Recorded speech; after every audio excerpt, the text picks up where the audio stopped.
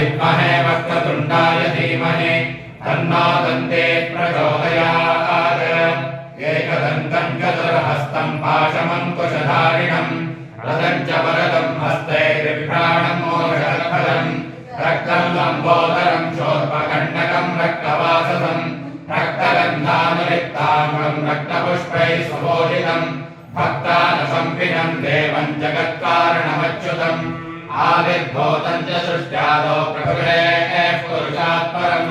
देवं ध्यायति यो नित्यं स योगी योगिनां वरः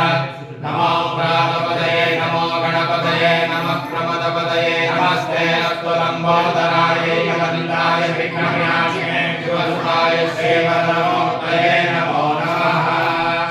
चैकदन्तश्च कपिलो गगनस्तकः लम्बोदरश्च विकटो विघ्नराजो गणाधिपः धूमकेतुर्गणाध्यक्षः पादचन्दो गजाननः द्वादशैतानि नामानि यः शृणुयादपि विद्यारम्भे विवाहे च प्रवेशे निर्गमे तथा सङ्ग्रामे सर्वकार्येषु विघ्नस्तस्य न जायते अगजाननपद्मार्कं गजाननमहर्निशम् अनेकदन्तं भक्तानाम् एकदन्तमुपास्महे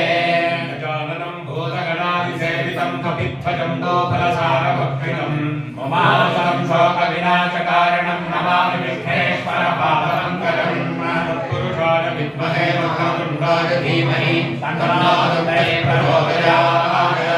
ॐ गणपतये नमः महागणाधिपतये नमः मनसा भीष्टप्रार्थना